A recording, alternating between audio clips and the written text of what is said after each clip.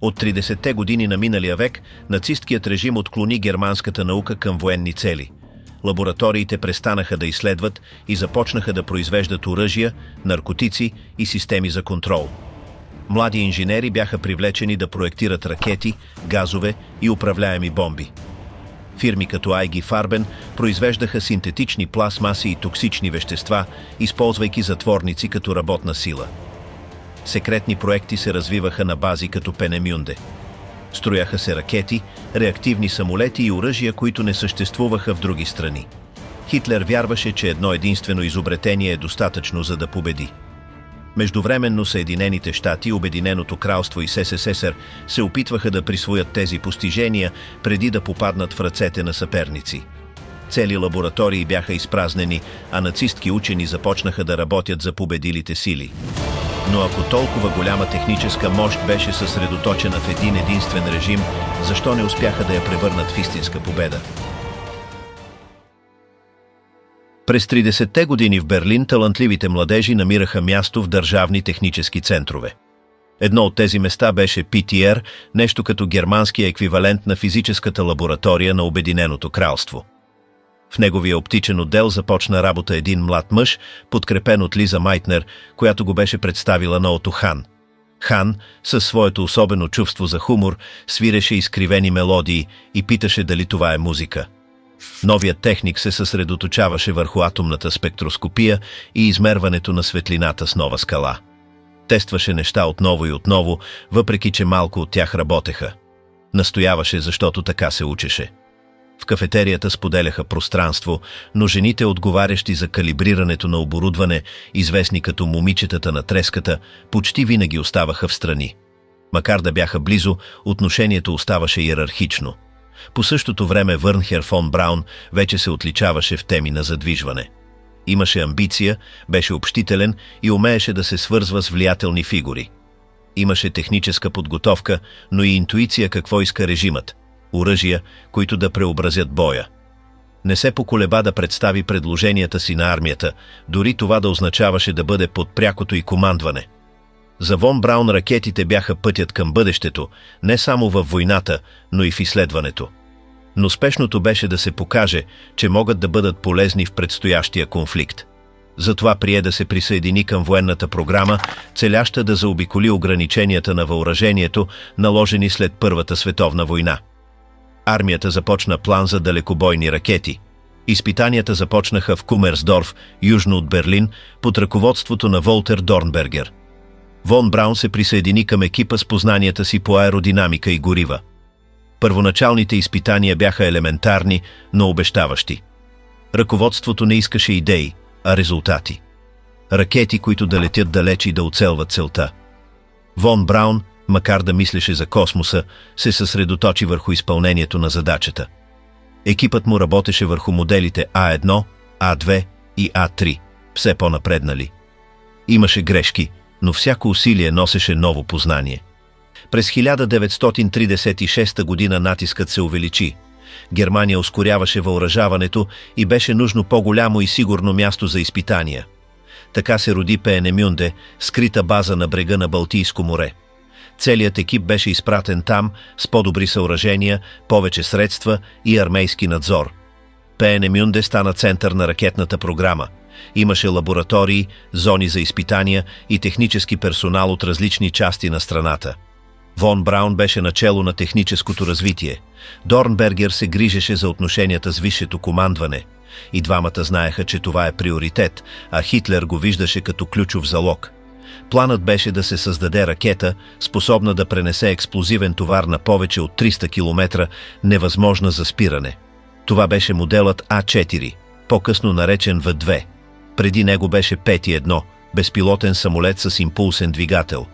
В2 беше различен. Балистична ракета, първата по рода си. Използваха се физика, инженерство и математика, за да бъде осъществена. За да се произвежда серийно, беше нужна паралелна индустриална мрежа. Подписаха споразумения с Siemens, Telefunken и други компании за набавяне на части. IG Farben доставяше горива и материали. Всичко изискваше абсолютна прецизност.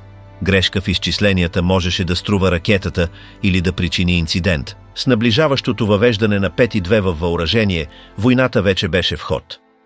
Хитлер насочи вниманието си към проекта, убеден, че може да обърне хода и Мари, посети Пеенемюнде и остана впечатлен. Одобри повече средства и нареди ускоряване на всичко. От този момент СС пое командването на проекта с Химлер, наблюдаващ всяка стъпка. Но не всичко беше просто. В две се нуждаеше от редки материали, квалифициран персонал и сложни технически условия. Изпитанията продължаваха да се провалят. Някои изстрелвания минаваха добре, други – не. Вон Браун и неговият екип знаеха, че пълният успех е далеч. За да продължат, се прибегна до принудителен труд. Затворници и задържани бяха изпратени в подземни фабрики да работят в екстремни условия. Мнозина умираха от изтощение, инциденти или наказания. Макар това да идваше отгоре, техническият екип знаеше какво се случва. Вон Браун, когато го разпитваха след войната, каза, че не е могъл да промени нищо.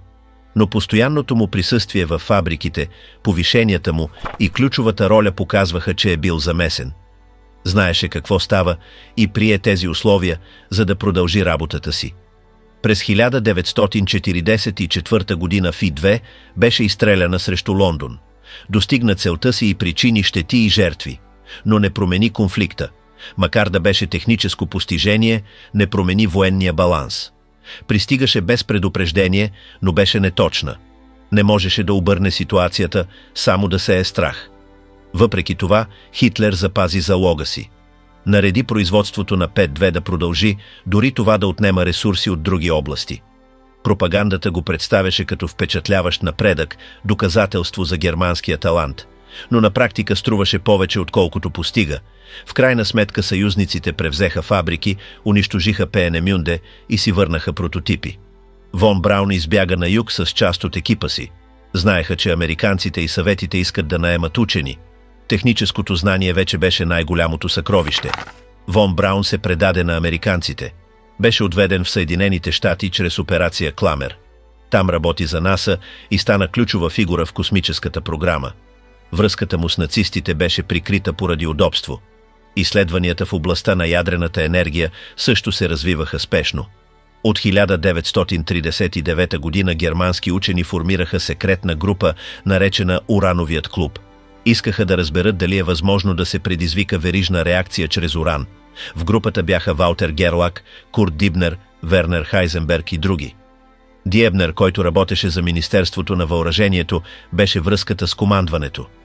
Хайзенберг обясни в доклад, че ако се изолира достатъчно количество уран-235, може да се предизвика експлозия, но отделянето му от обикновения уран беше сложно. Освен това, трябваше да се поддържа стабилна реакция и да се произведе достатъчно материал. Хайзенберг посочи, че това ще отнеме години, а страната беше във война. Планът беше да се изгради прототип на реактор.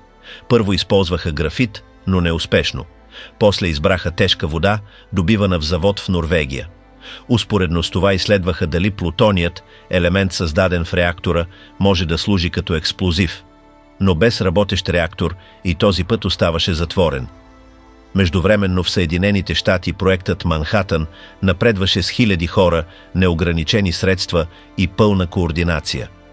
В Германия липсваше ясно ръководство и силна подкрепа. Когато армията видя, че резултатът няма да дойде скоро, престана да го приоритизира. Проектът премина в друго ведомство и загуби значение. Учените продължиха да работят с по-малко натиск. Някои се надяваха да постигнат поне реактор, за да оправдаят труда си. През 1945 година съюзниците откриха недовършен реактор в Хайгерлох. Лошо защитен, без резултати. Нямаше бомба. Немските физици бяха отведени в Англия, където разговаряха помежду си, без да знаят, че ги подслушват. Разбраха за Хирошима и останаха поразени.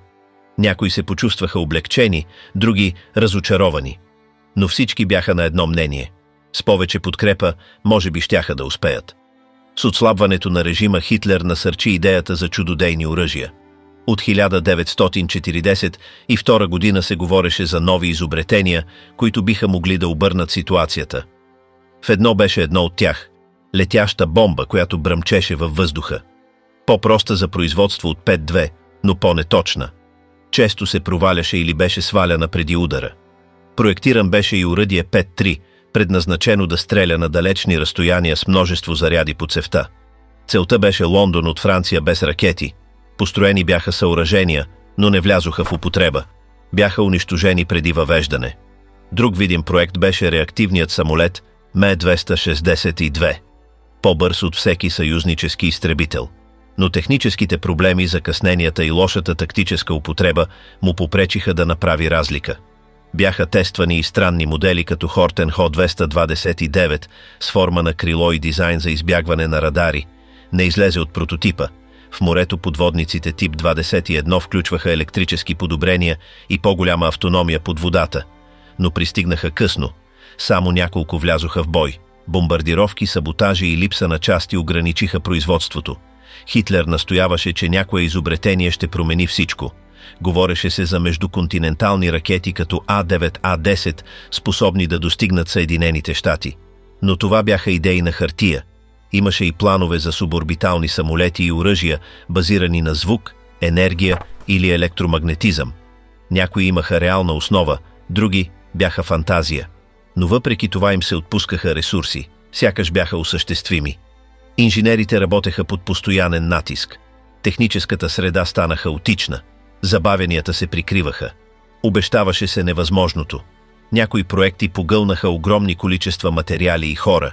Хиляди затворници бяха използвани за строеж на фабрики в тунели, като в Дора Мителбау.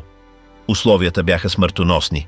Режимът продаваше тези оръжия като доказателство за германския гений. Но реалността беше различна. Много изобретения не надхвърлиха макети. Повечето не бяха използвани.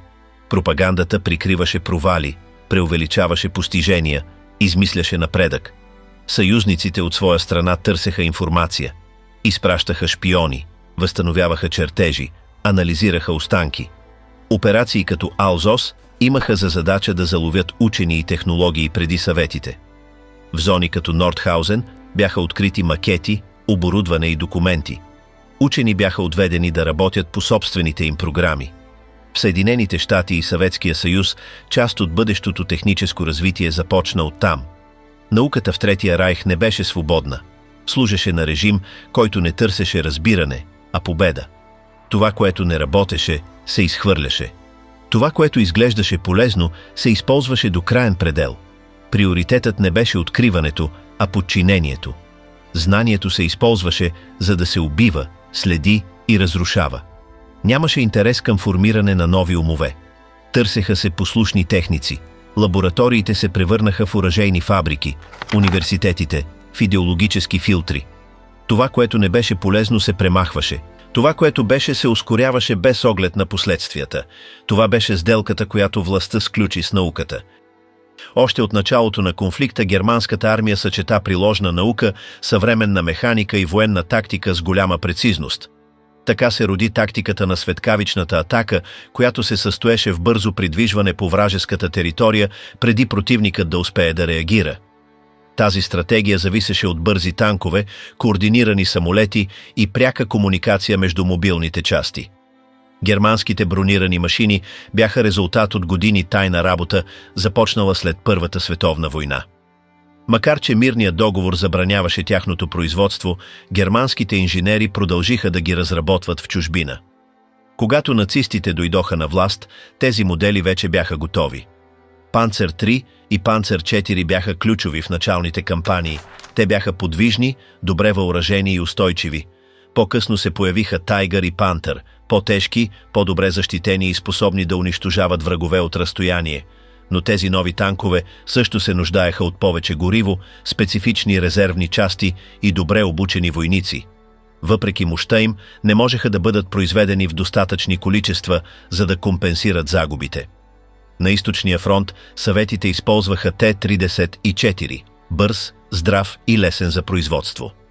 Германия отговори, като увеличи теглото и сложността на своите танкове. Това усложни логистиката, нужни бяха усилени мостове, специални ремаркета и мощни двигатели. Артилерията също беше от съществено значение. Използваха се оръдия, гаубици и противотанкови установки по целия фронт. Едно от най-ефективните беше оръдието с 88 мм. Макар че беше проектирано срещу самолети, се оказа смъртоносно срещу танкове. Беше ключово в Северна Африка и Русия заради способността си да пробива броня. Режимът не разчиташе само на конвенционални оръжия. Също така насърчаваше по-екстремни проекти. Оръдието Густав, известно като Дора, беше чудовище, произведено от Круп. То беше почти 50 метра дълго и изстрелваше снаряди от 7 тона. Монтажът му отнемаше седмици и изискваше хиляди войници за преместване и охрана. Използвано беше в Севастопол, но реалното му въздействие беше минимално. Беше бавно, уязвимо и скъпо. Едновременно с това се разработваха и по-усъвършенствани лични оръжия. Германия въведе първата модерна автоматична пушка Штурмгевер 44. Съчетаваше мощта на картечница с точността на пушка. Боеприпасите с среден обсек и скоростта на стрелба я правеха идеална за близък бой. Тя стана основа на по-късни модели като АК-47, но дойде късно и в малки количества. Инженерите също така създаваха мини, гранати, огнехвъргачки и други преносими средства. Всеки дизайн се тестваше в бой и се променяше според резултатите. Но темпото на войната надминаваше способността за адаптация. Много изобретения не пристигаха на време или бяха твърде скъпи за масово производство. Във въздуха Луфтвафе разполагаше с изтребители и бомбардировачи с модерна технология. Месершмит BF-109 беше основният изтребител в първите години. След това дойде Фоке-Вул 109-10 с повече мощност и маневреност. Бяха произведени тежки бомбардировачи, но не достигнаха нивото на съюзниците. Към края на конфликта Германия пусна първия оперативен реактивен самолет Ме-262. Беше по-бърз от всеки съюзнически самолет, но беше крехък, труден за поддръжка и се нуждаеше от дълги писти. Освен това се появи късно и в малки количества.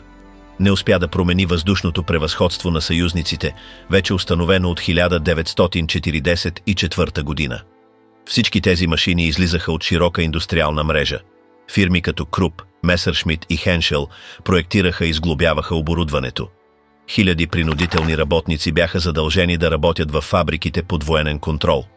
Те търпяха изтощителни смени, глад и наказания. Без тази работна ръка военната индустрия щеше да спре много по-рано. Режимът също така инвестираше в нови материали. Изследваха се по-леки метали, синтетични горива и охладителни системи. Лабораториите работеха под натиск, с силно ограничени срокове. Някои открития стигнаха до използване, други останаха като прототипи. Липсата на ресурси и бързането ограничаваха реалните иновации. По отношение на комуникациите бяха разработени преносими радиостанции, шифровачни системи и мрежи между мобилни единици. Това позволи координация в първите офанзиви. Но съюзниците разбиха няколко от тези кодове, което им даде предимство в ключови битки. Наред с този военен напън се водеше и тиха война, тази на кодовете. Още преди началото на конфликта, Германия вече беше създала агенции за прихващане на вражески съобщения. Имаше поне 7 криптографски служби. Всяка отговаряше на различна институция – армията, флота, външното министерство или авиацията. Това разделение предизвика конкуренция, дублиране на работа и липса на координация. Най-ефективна беше военноморската единица, известна като Бедиенст. Още от 20-те години събираше информация за британците. По време на войната успя да разчете съобщения за конвой в Атлантика. Благодарение на това германските подводници атакуваха с точност. Но в други области системата беше хаотична. Всяко звено имаше свои методи и не споделяше откритията си. Авиацията имаше собствен екип и рядко сътрудничеше.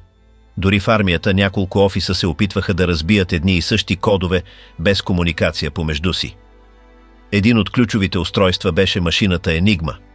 Макар че се използваше от Германия за защита на съобщенията, те също се опитваха да използват нейната логика, за да разбият вражески кодове. Енигма работеше с ротори, които променяха всяка буква при натискане на клавиш.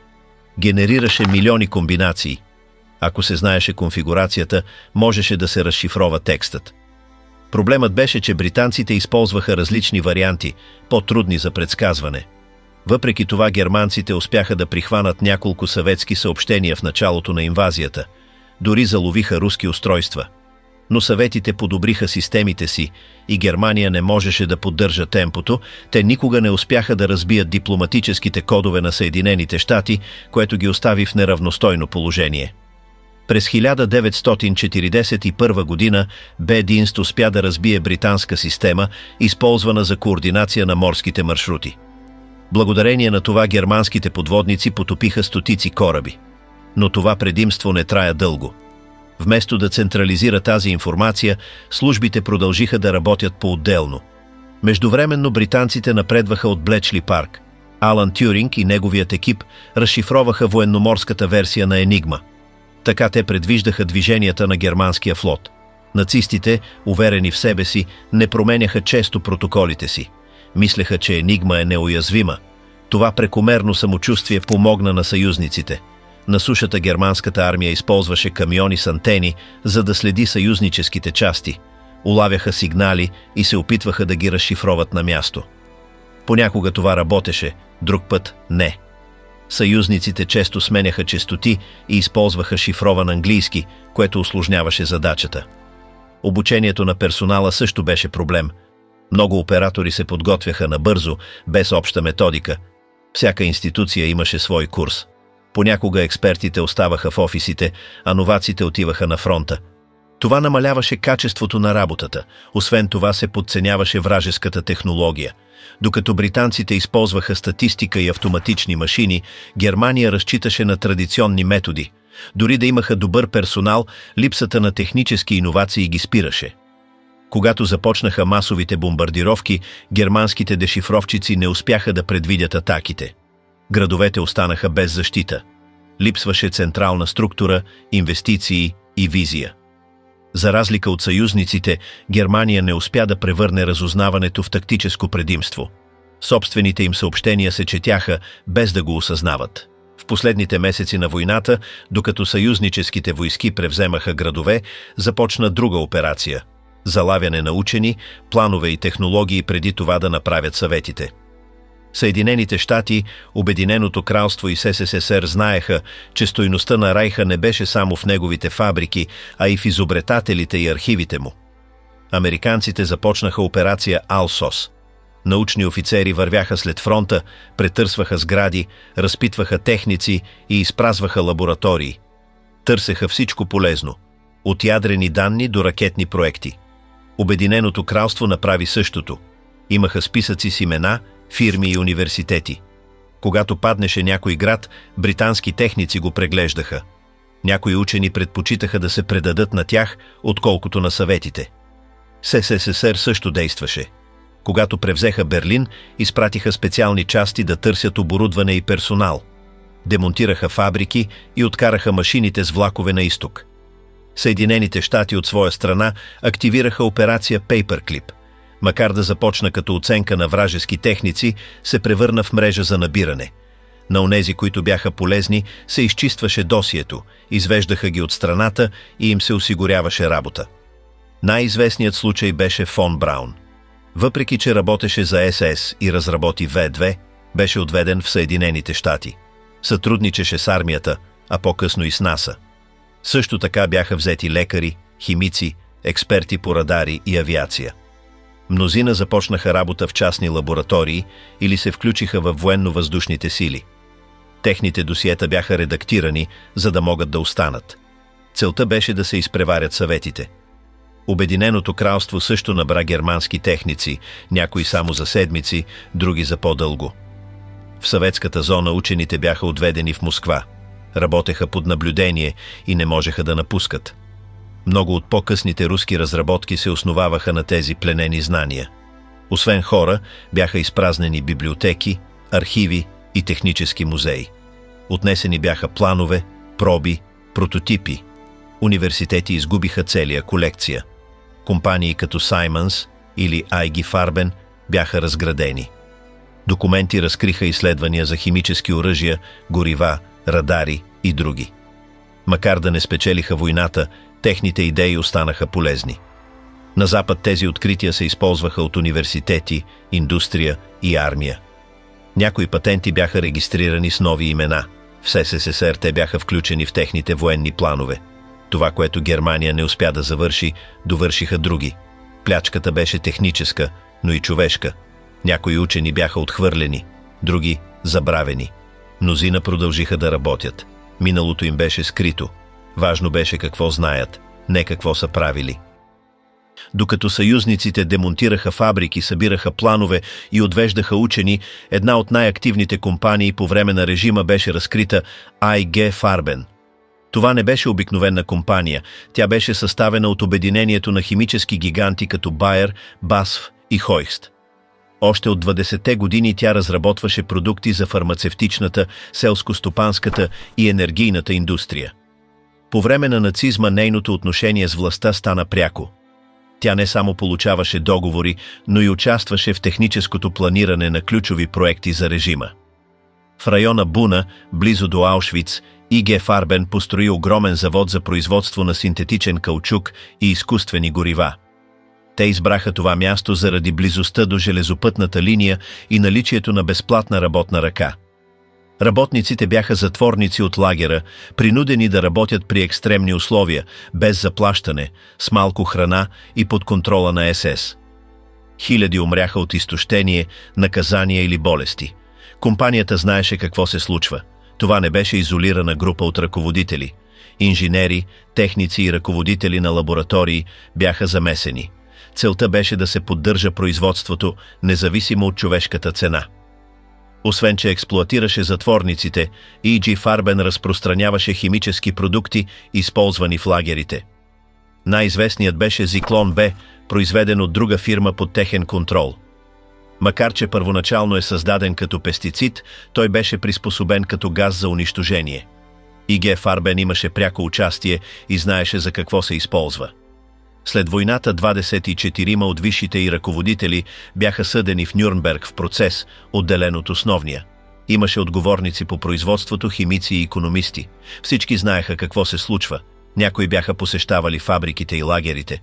Доказателствата включваха вътрешни протоколи, в които открито се обсъждаше използването на затворниците като инструменти. Обсъждаше се тяхната производителност, износване и кога трябва да бъдат заменени. Също така бяха открити договори между компанията и СС с фиксирани плащания за всеки работник.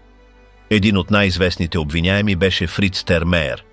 Той ръководеше индустриалното разширяване на IG Farben и имаше пряка информация за условията в завода в Буна. Беше осъден на 7 години, но излезе по-рано и се върна да работи в химическата индустрия. Други обвиняеми получиха по-леки присъди или бяха оправдани. Мнозина отново заеха важни постове след войната. Случаят с IG Farben показа, че науката не беше използвана само за създаване на оръжия, а и за поддържане на система на експлоатация и унищожение. Не ставаше въпрос за постижения с военна цел, а за технология, приложена за контрол и елиминиране. Компанията не само произвеждаше продукти, а и извършваше медицински експерименти в лагерите. Използваха се медикаменти, ваксини и експериментални лечения върху затворници. Резултатите се анализираха и споделяха между отделите. В много случаи ефектите бяха тежки или смъртоносни. Вътре в Аушвиц IG Farben имаше собствени лаборатории. Оттам се контролираше качеството на съединенията, правеха се тестове за устойчивост и се оценяваха страничните ефекти. Сътрудничеството с СС беше постоянно. Те не се ограничаваха до продажба на продукти, участваха като технически партньори. В този контекст науката престана да бъде неутрален инструмент. Тя стана част от репресивния апарат. Влиянието на IG Farben беше и индустриално. Когато природните ресурси започнаха да се изчерпват, тяхната технология позволи продължаване на производството на горива, пластмаси и синтетични метали. Работата им беше ключова за поддържането на военните усилия. Но те също така помагаха за организиране на лагерите, изчисляване използването на робския труд и оптимизиране на вътрешните процеси. Прилагаха се научни методи, за да се реши как най-добре да се използват задържаните. След войната IG Farben беше разформирована.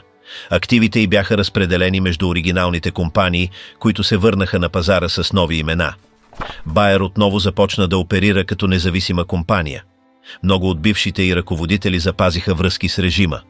Макар някои да бяха подведени под отговорност, повечето продължиха да работят без последствия. Историята на IG Farben отбеляза ключов момент. Съвременната наука може да бъде използвана за пълен контрол, ако не бъде ограничена от ясни етични норми. Междувременно нацисткият режим се опитваше да оправдае престъпленията си, използвайки медицински термини.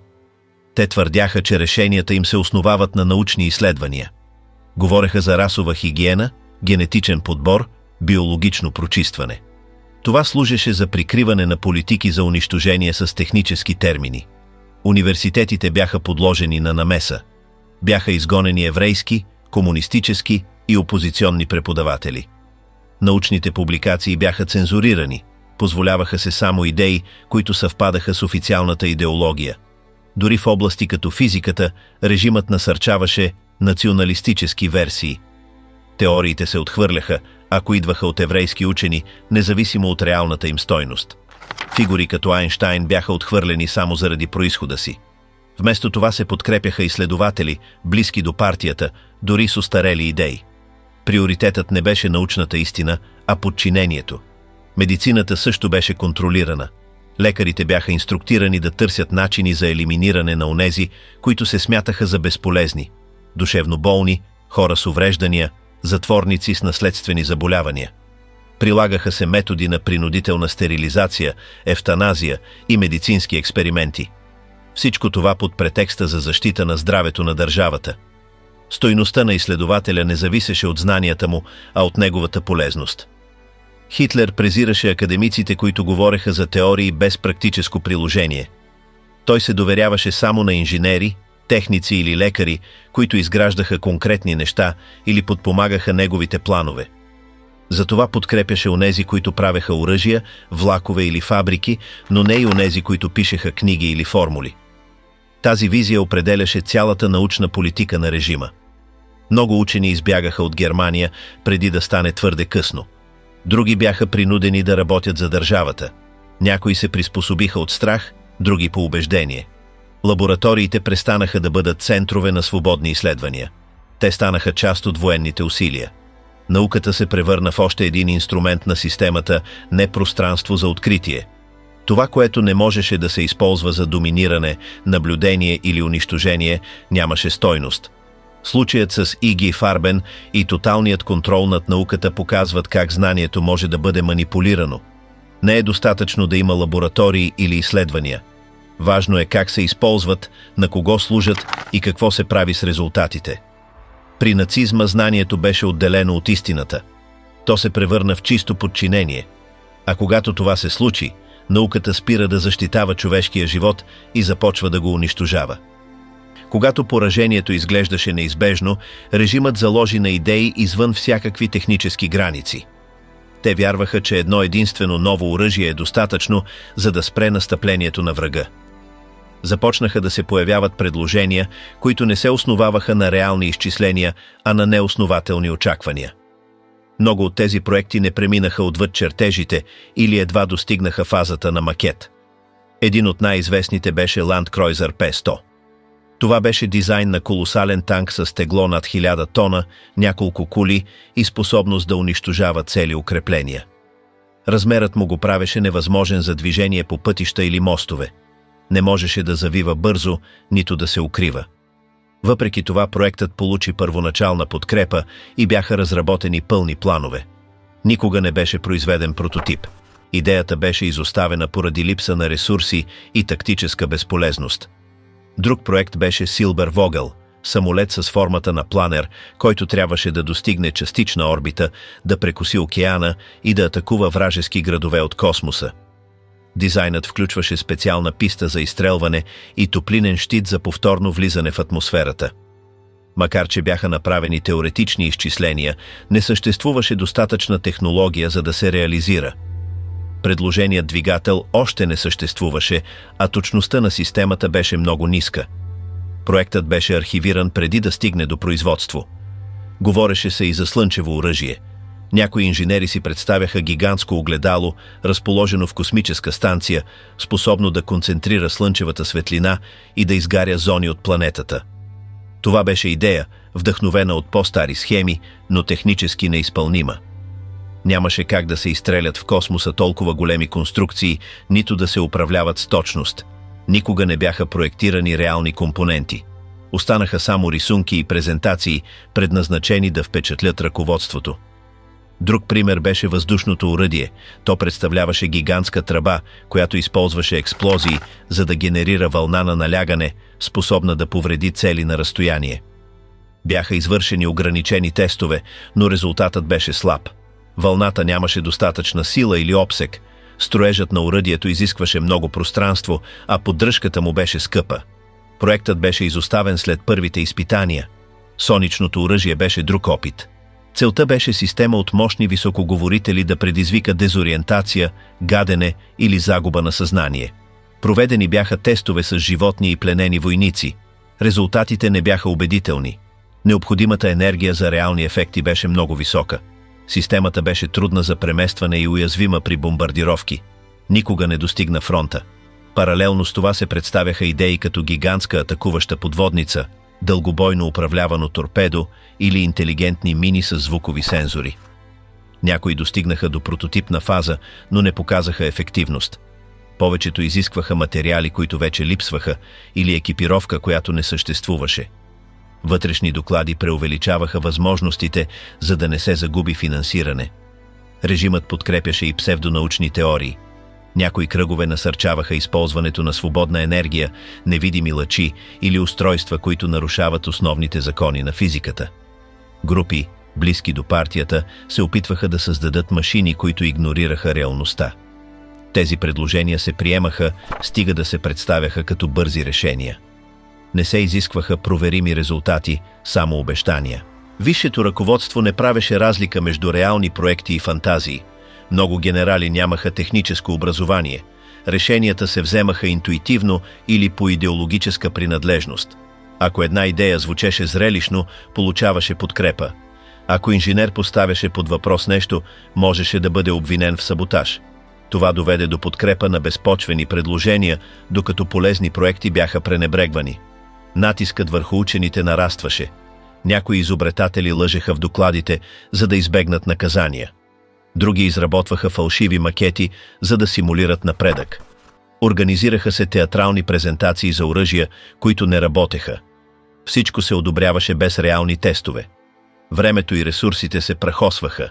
Строяха се тунели, платформи и цели лаборатории за идеи без практическо приложение.